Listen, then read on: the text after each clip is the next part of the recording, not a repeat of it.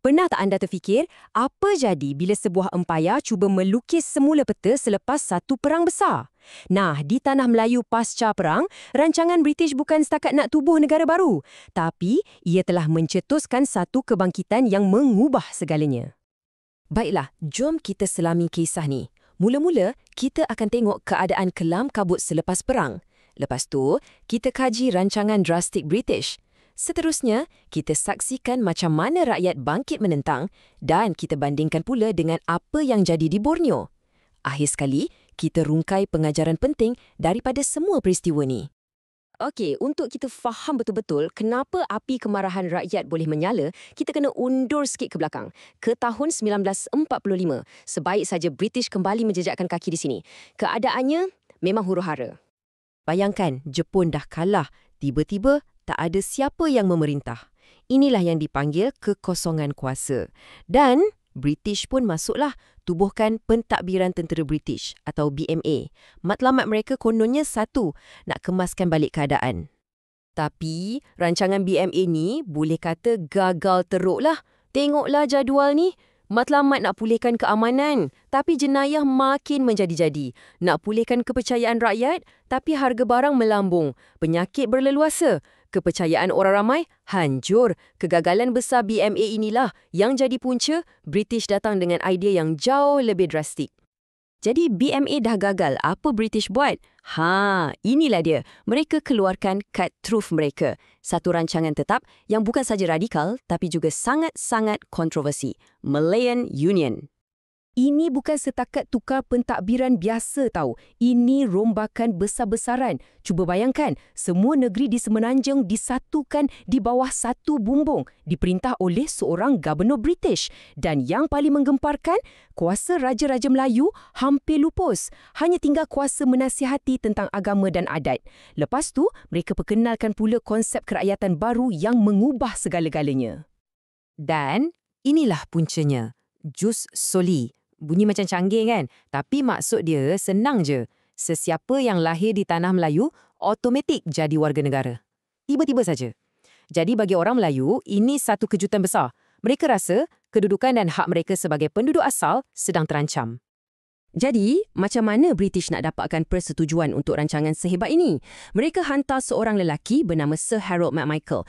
Tapi, dia datang bukan nak bincang elok-elok. Dia datang bawa ugutan. Dengar ni. Petikan ni dah cukup untuk gambarkan keadaan masa tu. Mesejnya jelas, tanda tangan atau kami tak iktiraf awak sebagai sultan. Ini bukan lagi diplomasi, ini paksaan. Dan paksaan inilah yang jadi percikan api yang menyalakan kemarahan satu negara. Jadi, bila rakyat dan raja-raja dah ditekan macam ni, apa jadi? Mereka melawan. Dan bukan calang-calang tentangan. Satu Semenanjung bangkit serentak. Dan cara mereka membantah ni sangat tersusun, bukan sekadar protes biasa. Raja-raja sendiri boikot majlis rasmi British. Surat khabar macam utusan Melayu jadi medan tempur. Dan orang ramai berhimpun secara besar-besaran. Dari orang biasa sampailah ke golongan istana, semuanya bersatu. Nak tahu betapa besarnya bantahan ni, di Alustar sahaja 50,000 orang. Cuba bayangkan, 50,000 orang berkumpul di satu tempat pada zaman tu. Itu satu mesej yang sangat-sangat jelas kepada British. Semua bantahan dan perhimpunan ni akhirnya membawa kepada satu detik bersejarah. Pada Mac 1946, Kongres Melayu pertama telah dianjurkan. Dan dari sinilah lahirnya sebuah kuasa politik baru, Pertubuhan Kebangsaan Melayu Bersatu atau UMNO yang menjadi jentera utama untuk menyalurkan kemarahan rakyat secara teratur. Okey, cerita di Semenanjung memang hangat kan? Tapi jangan lupa, di seberang laut, di Borneo, British pun ada rancangan mereka. Cuma, reaksi orang di sana sangat berbeza, macam langit dengan bumi. Slide ini tunjukkan dua cerita yang sangat berbeza. Di Sarawak, orang marah betul. Sebab apa? Sebab mereka rasa dikhianati. Ada janji untuk berkerajaan sendiri, tiba-tiba diserahkan kepada British. Tapi di Sabah, lain pula ceritanya. Keadaannya lebih senyap, ramai yang berharap pemerintahan British akan bawa kemajuan, manakala sesiapa yang cuba bersuara lantang, British cepat-cepat pindahkan atau bagi naik pangkat. Senyap terus. Tapi di Sarawak, kemarahan tu tak berhenti setakat demonstrasi. Ia menjadi lebih gelap, lebih tragis. Wujud satu kumpulan sulit bernama Rukun 13. Dan tindakan mereka sangat drastik. Rosli Dobi, salah seorang ahlinya, telah membunuh Gubernur British. Inilah kemuncak penentangan di Sarawak. Satu tindakan berdarah yang sangat berbeza dengan apa yang berlaku di Semenanjung. Okey, kita dah tengok bantahan, kita dah tengok tragedi. Jadi, persoalannya, kenapa Melayan Union ni gagal teruk di tanah Melayu? Jawapannya, ada banyak pengajaran penting untuk kita semua.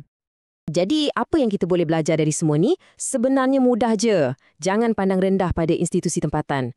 Ugutan tak akan bawa ke mana. Ia cuma akan lahirkan penentangan. Dan jangan buat perubahan besar tanpa tanya rakyat dulu. Dan yang paling penting, perpaduan rakyat terbukti lebih kuat daripada kuasa penjajah. Akhirnya, kemenangan bukan milik British, tapi milik rakyat yang bersatu yang membawa kepada penubuhan Persekutuan Tanah Melayu pada 1948. Hasil dari rundungan, bukan paksaan.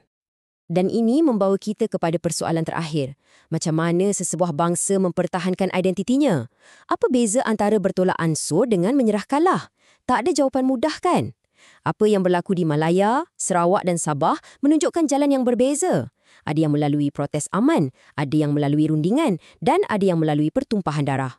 Setiap pilihan itu telah membentuk sejarah yang kita warisi sehingga ke hari ini.